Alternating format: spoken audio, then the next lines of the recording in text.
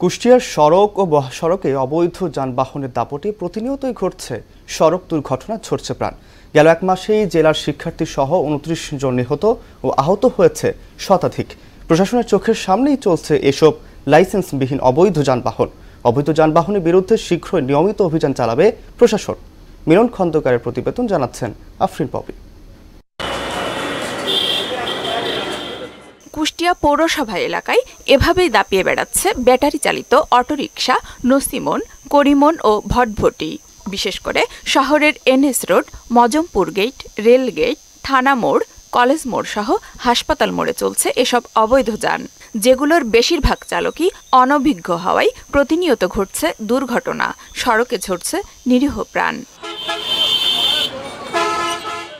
সারাক্ষণই শহরের ব্যস্ততম সড়কের দুই পাশের ফুটপাত দখল করে রাখে ৩ চাকার এসব যান। তাতে ভোগান্তির মাত্রা দিন দিন বাড়ছে। চোখের সামনে এসব ঘটলেও যেন দেখার কেউ নেই।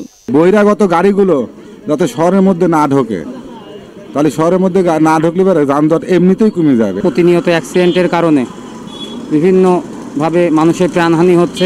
সড়কে চলাচলের আইন সম্পর্কে ধারণা না থাকায় এসব গাড়ির চালকেরা ইচ্ছামতো চলাফেরা করায় সৃষ্টি হয় যানজটেরও। সরকারি কোনো পদক্ষেপ নেয় তাহলে আমাদের জন্য একটু ভালো হয়। ট্রাফিক পুলিশের কর্মকর্তারা বলছেন, অবৈধ ৩ চাকার যান চলাচল নিয়ন্ত্রণে তারা চেষ্টা করে যাচ্ছেন।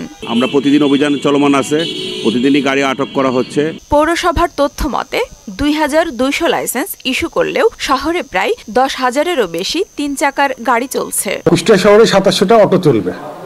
এটা একটা জেলা আইনশৃঙ্খলা মিটিং থেকে আমাদের এখানে সিদ্ধান্ত দেওয়া আছে। অবৈধ যানবাহন নিয়ন্ত্রণে শীঘ্রই অভিযান শুরু করা হবে বলে জানান জেলা প্রশাসক। ইজি বাইকগুলি সহ অন্যান্য যে যানবাহন রয়েছে সেগুলিকে কিভাবে শৃঙ্খলার মধ্যে আনা যায়, এদেরকে আমরা একটা ওয়ার্কশপের মাধ্যমে তাদেরকে সচেতনতামূলক প্রশিক্ষণ দিয়েছি। শহরের ট্রাফিক ব্যবস্থার উন্নয়নে অবৈধ যানবাহনের লাইসেন্স সীমিত করার দাবি শহরবাসীর।